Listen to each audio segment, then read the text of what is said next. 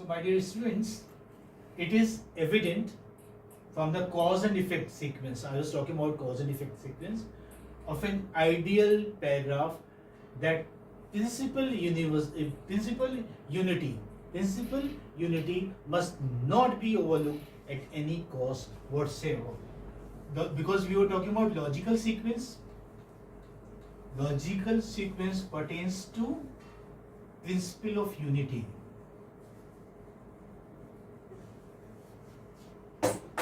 Okay, I'm writing it. This again is a must. Principle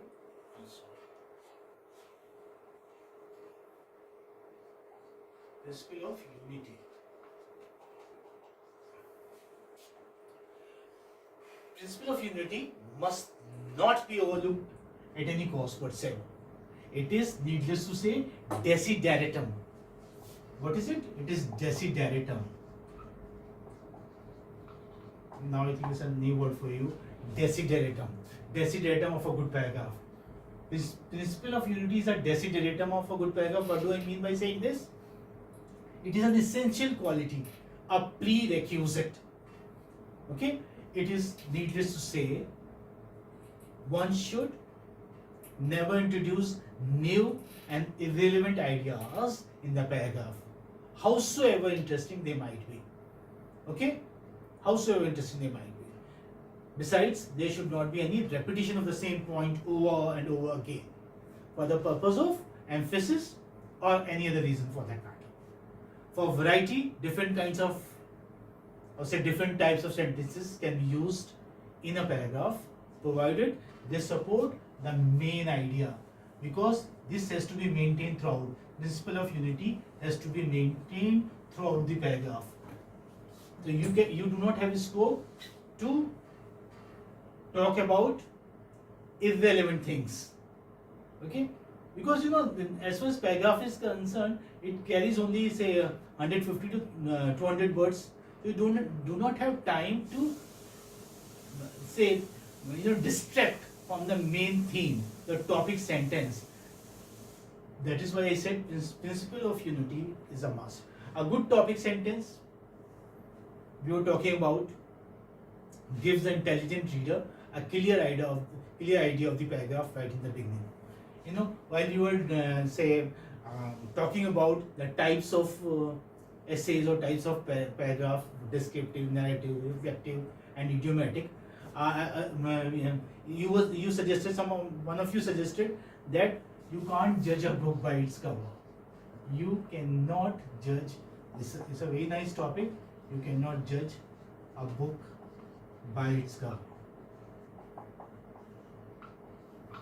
Okay, sometimes the cover, the flap cover, okay, could be very attractive, very glossy, carrying a very nice topic also, but when you read, you find it worthless, trash. But this does not hold true, this topic, when we say that it has to have a nice topic sentence. Why? Because a good topic sentence gives an intelligent reader a clear idea of the paragraph right in the beginning. Nevertheless, the topic sentence may not always be the first sentence. Okay? Although I have been telling you that it comes in the beginning, or you say we begin with the topic sentence, that's okay. Most of the time we begin. It may occur anywhere. It may occur even in the end. Some in the conclusion they give the topic sentence.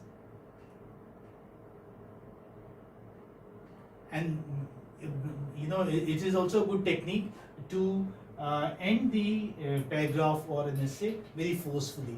So for the forceful or the emphatic ending, what do? They mention the topic sentence at the end.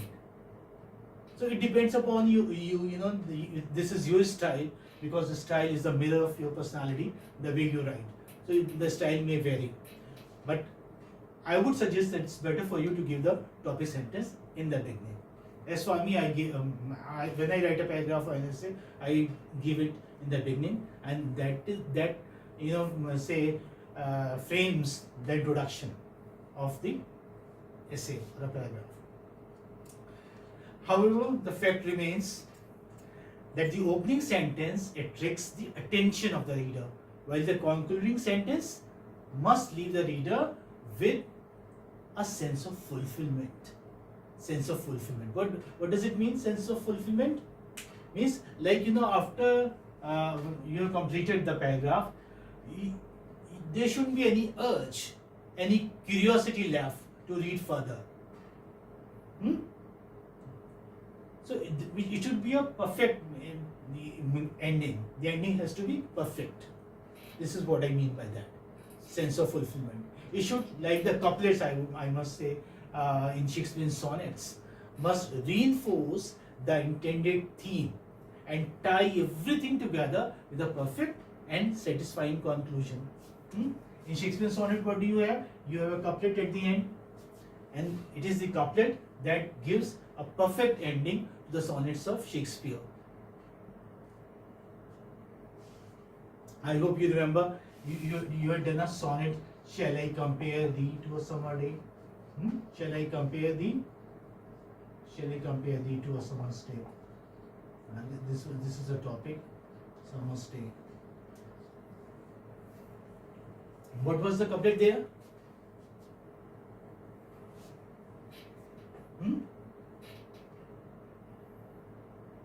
Yes.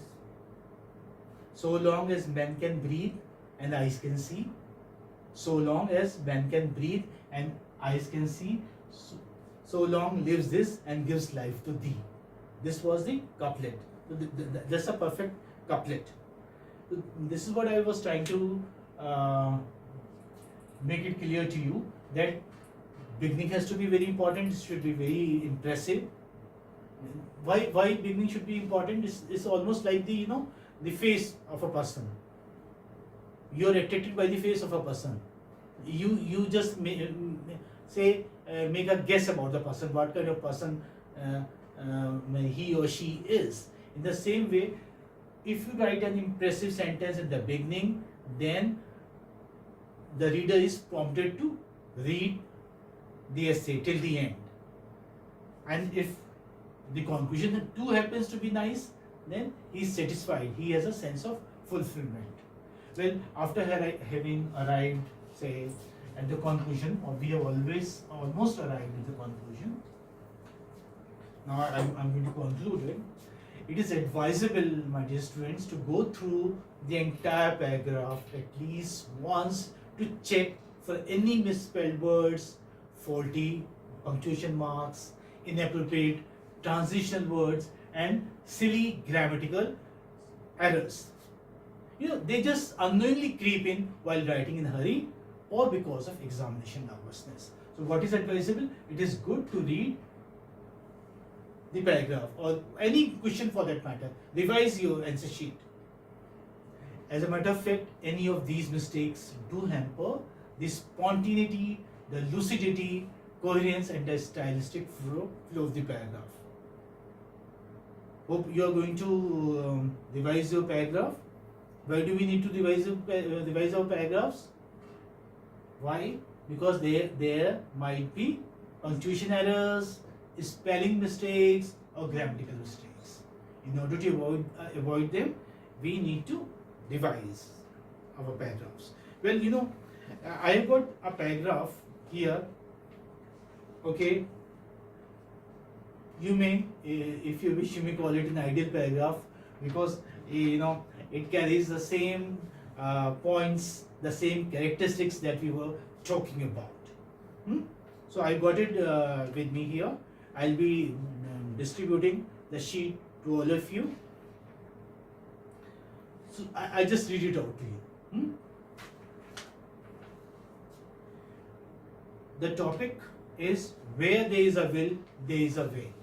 Where there is a will, there is a way. What does it mean? Means if you want something very strongly, you will get the way through the destination. Okay, good. Yes, what do you think? What does the topic mean? That if you want anything by your heart, there will be a way to reach your goal. Very nice, good. So you understand the topic. So this is what I was trying to judge whether you understand a topic or not. Because if you do not know the meaning of the topic, you cannot write. In exam, you get say 5-6 topics. Write only on that topic with which you are familiar. Okay, familiar in the sense that you already read it, which is a known topic. Which is a known topic. You cannot say try your hand on an unknown topic. Why? Because you are not that perfect at this stage. So unless you are say a gifted writer, then you can write even on unknown topics, and they do in fact. Anyway, so where there is a will, there is a way. Here the writer begins, the strong will propels you towards your goal. If you have a will, that means you are already halfway through. You may have a number of impediments, but if you are not really serious about your goal, they will all vanish away from your way. You may gradually overcome all the difficulties that come in your way. Every problem has its solution.